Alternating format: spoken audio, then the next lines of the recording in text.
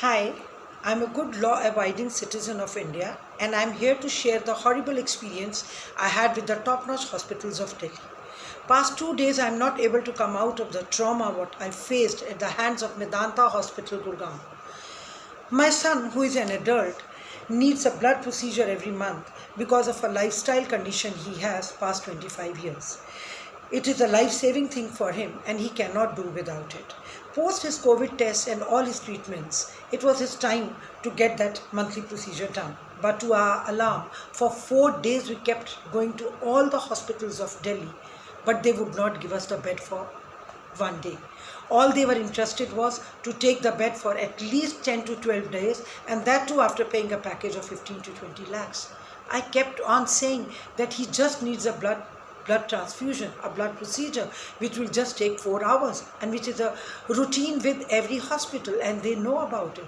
But they would not listen to us. I kept going to all the top notch and even the small hospitals. I went to Max Saket, I went to Colmet, I went to City Hospital, I went to Apollo Hospital. I went everywhere best possible, even the small nursing homes. They would refuse point blankly.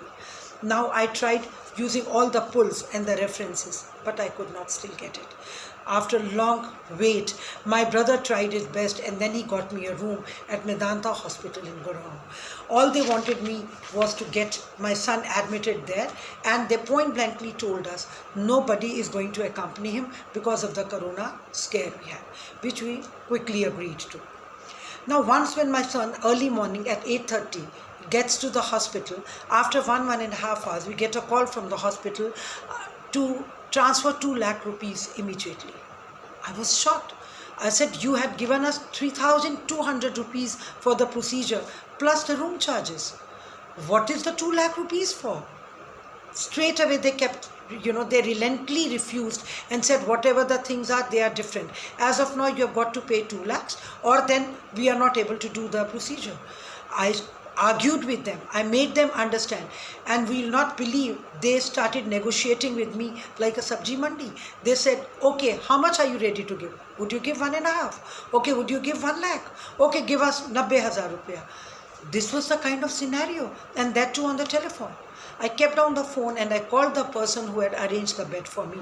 And when they spoke to each other, did I get a call? Okay, ma'am, you can deposit 25,000 rupees.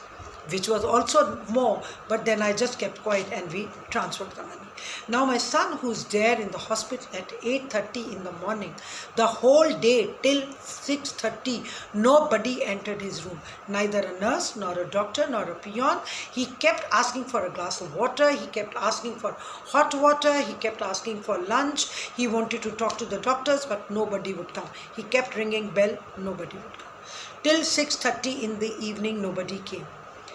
At 9:30 afterwards, at 9:30 in the night, the procedure began, that too without the doctor. The nurse came in and she started the procedure and she went away.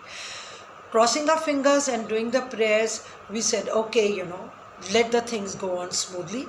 And little did we realize when we came to know that the procedure, only half the procedure they were giving. I again started calling doctors in the middle of the night, to which they said, oh, okay, they totally forgot about it and never mind, they'll do early in the morning. We again kept quiet and we prayed, and then early in the morning they began the procedure, which ended at 8 o'clock. Now my son was ready to be discharged. He was all ready. We started calling at the hospital and they again started with the same negotiations. You have to pay this much amount of money more and then only can you discharge your son. That was again something which made us numb. How can they talk like this? I again called that person in between, and that person also just said, whatever best you can do, you do and just get out of it. It completely shook us. What is this all about? But because our son was there, we agreed to it. We again transferred the amount of money they wanted. But still they would make the calls and they kept asking us all irrelevant questions. What kind of a COVID test? What kind of a treatment? Where did you go? When did you go? How did you go? I kept on requesting them, ma'am, all this if you had to ask, you should have asked at the time of admission and not at the time of discharge. When my son has finished with his procedure, payments are paid, discharge slip is made, summary is written, why are you not allowing him to go?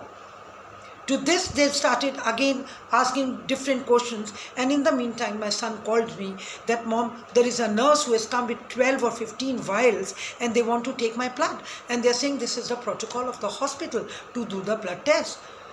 I kind of screamed on the phone, do not let them touch anything of yours, Tell them we do not want any test and that you are going to get discharged.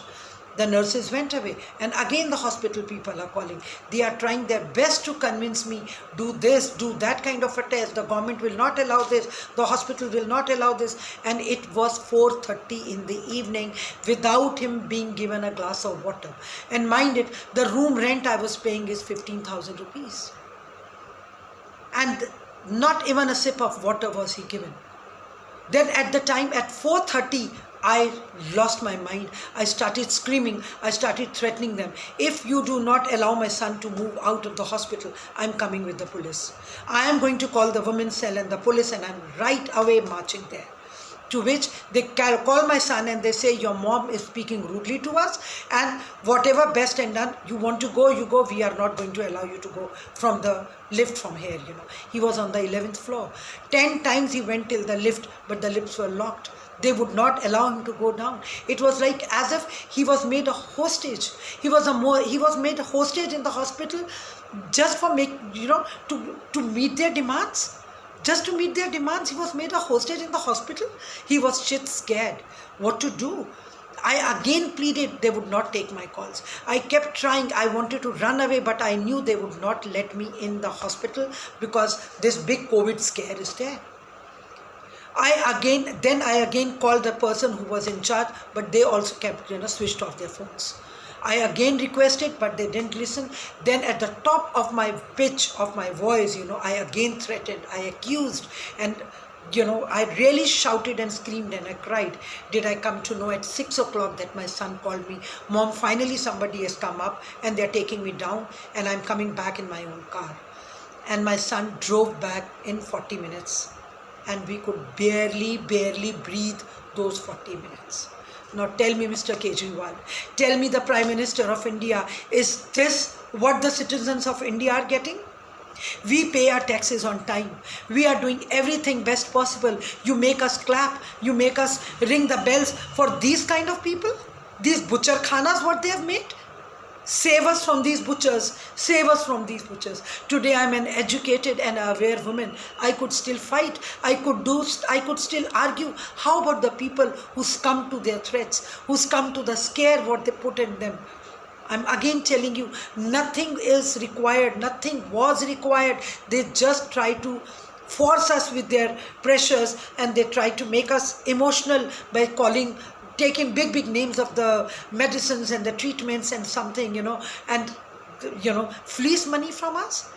These big hospitals, they take big loans to make big hospitals, and then they fleece money like this. Mr. Naresh Trehan, or I would say Dr. Naresh Trehan, who is the owner of this big hospital, when he comes on the TV, he acts as if he's a devta of some place. But does he know what is going under his nose? How many people are being fleeced? How many people are being killed unnecessarily? Request to the Indian people, please be alert. Be alert not only with COVID, but also with the drivers of these COVID who are driving us crazy. Look into it, Mr. Kejriwal, before it is too late. These hospitals should be shut. They should be closed down. Licenses should be cancelled. However big they are, they cannot play with our lives. They cannot play with our lives.